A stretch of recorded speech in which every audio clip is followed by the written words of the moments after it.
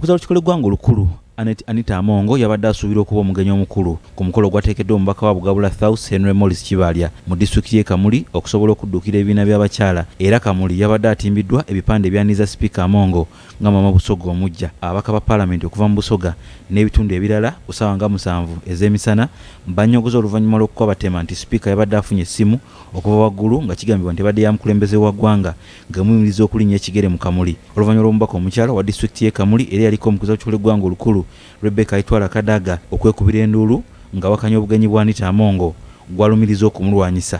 Azze naye ndooza n'atuuka n'awantu n'afuna obubaka obulala mu ssimu ne bumugamba togezaako kulinnyawa na mwendwa, era ne yeesanga nga tazze kuba obubaka bubadde nga buwanvu nnyo nga tasobola kudifayinga nga buvudde awantu awazibu. Bino byakasiddwa omubaka w'ekitundu kino Henry Morris Kibalya n'owa munisipaali y'e Kamuli Baroda Wetongola abagamba nti Amongo yabadde amaze n'okuyingira Busoga kyokka olw'obutaagala kweyingiza mu ntalo ebyokugenda e Kamuli n'abijjamu enta.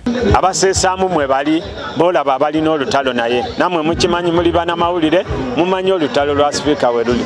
Abadde sapozzi okubeerawo but pressure ebadde pressure n'agamba okukuuma emirembe kankole ki kankite. Amongo oluvannyuma yaweereza omwami we Engineer Moses Magogo era omubaka wa Budyope eyatuukidde mu bitibwa bya sipiika ebijjuvu okuli oluseregende lwa mmotoka za sipiika n'obukuumi obw'amaanyi obwa sipiika wa Paalamenti.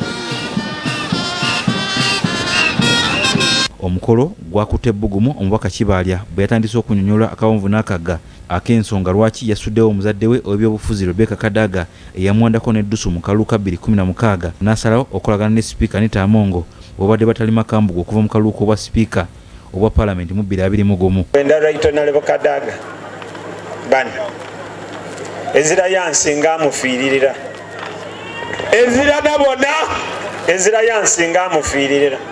Bugabula eno tujatuuka mu 2026 nga bali kunamula nga ntandika abanumizoidi baatukuba akalulu twagwa eri twena twawulira bubi zena nayireeka n'atyama.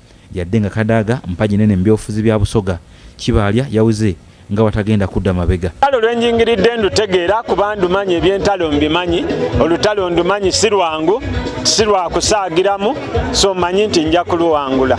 Abaka abaweza 8 okuva mu bitundu bya Busoga be basobodde okwetaba ku mukolo guno kussa n'abaka okuva mu bitundu ebirala, era obwedda buli akwata akazindaalo ng'agumya Kibalya ssaako kulangira ababaka abalava mu bitundu bya Busoga abagambibwa okutiisibwatiisibwa yaliko sipiika Kadaga ne batya okwetaba ku mukolo guno. Minisita wa guno naguli mu yafeesi ya Ssaabaminisita eri yaliko Ssaabawandiisi wa NRM nga yali tali makambugu ne Kadaga okumala akaseera, Justin Kasule Lumumba yagezezzaako okweyawuya ababaka b'e Busoga okukomya okwogerera ebisongovu yali sipiika era empologoma ya Busoga Kadaga ng'agamba nti Busoga terina kyefunye mu ntalo. Ezira kwimwa alina maani ajja kuba muntu nganze bwena kuba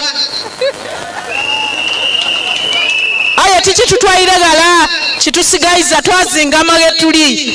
Mubaka bwa Amongo bwe yatisse Magogo yakinoganyiza nti yetavuganyako na Kadaga era mu kalulu ka Myuko mu kusaba kikolo gwanga olukulu ekifo kyasooka okubeerako yavuganya Thomas Tayebwa ate mu kalulu bwa sipiika Ngolanya amaze okufa yavuganya ne Asumani Basalirwa kwe kwebuuza embiranyi wakati we ne Kadaga weva. Omuntu gwe yesimbawo naye mu kalulu bamweta Thomas Tayebwa yali awanguyira obwa sipiika the late right honorable Jacob Olutalo ng'aviire mu bulamu bw'ensi.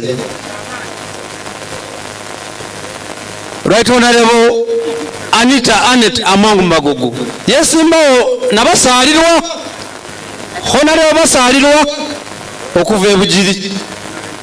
So ebyawandiikibwa tuyitereeze. Ono yadduukiridde omukolo gw'okusonda ensimbi ez'okuddukira ebibiina by'abakyala ebyokwekulakulanya n'obukadde 30 ssaako ensimbi endala ezasondeddwa ababaka okuyambako ku mulimu guno. Amongo okuva lwe yasimba amakanda mu bitundu bya Busoga n'atuumibwa n'eri Mama Busoga omupya waabalukawo olutalo lwakasirise wakati w'enkambi ye neyaliko omukozi w'ekikolo gwanga olukulu Kadaga okumanya n'emyaka n'ebisiibo azatambulirako ebyobufuzi bya Busoga nga bw'atakuwandako ddusu okuwangula kiba kizibu so nga n'okumuwakanya mu byobufuzi oba otumidde. Olutalo luno lwatandika n'akabondo k'ababaka abava mu bitundu bya Busoga okweyuzaamu ebibwayi 2 ng'ekimu kikulemberwa Idi Issa Abirye omubaka wa Bunya South kyekitaawagira Kadaga mu kaluko wa sipiika ssaako ekirala ekikulemberwa Kisa Steven omubaka wa Luka South nfanfe wa Kadaga. Judah Musisi, BBS Terefayina, Ageesigika.